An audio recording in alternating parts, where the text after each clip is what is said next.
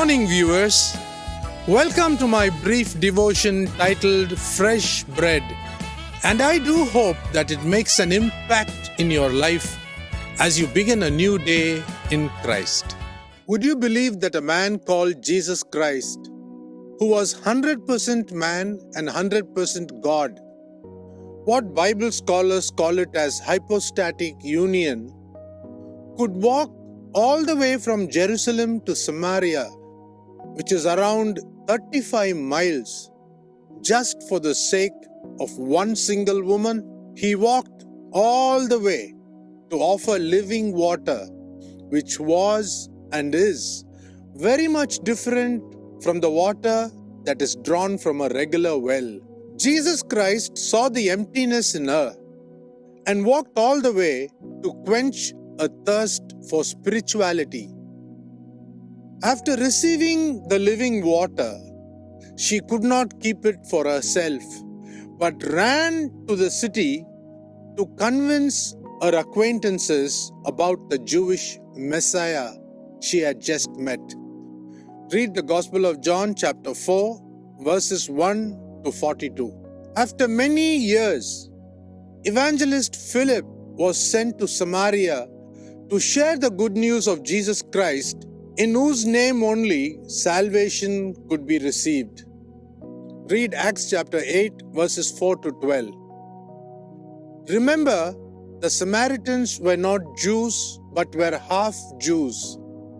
In fact, the clannish Jews loved to refer to them as dogs.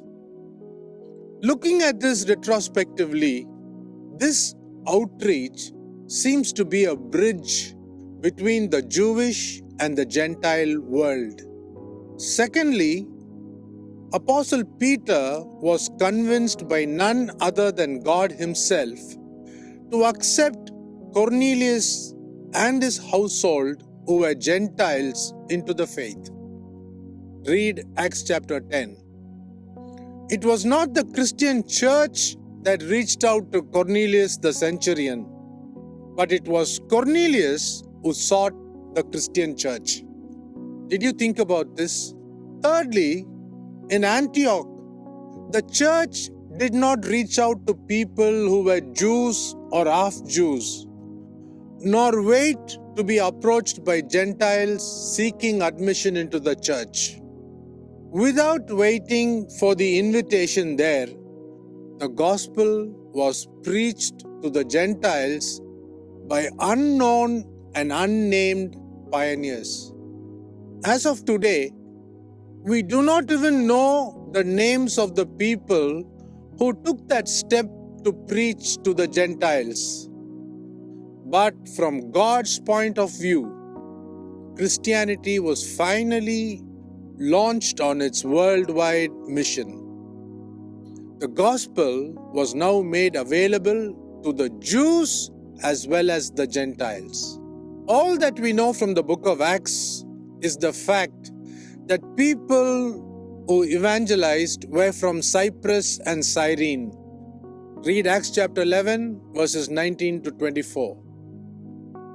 It has always been one of the greatest horrors within the church that men want to be noticed and spoken well of when they did something worthwhile for God.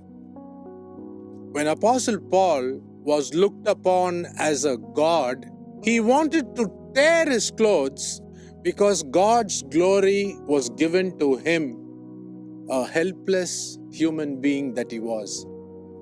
Read Acts chapter 14, verses 8 to 18. In closing, let me say this.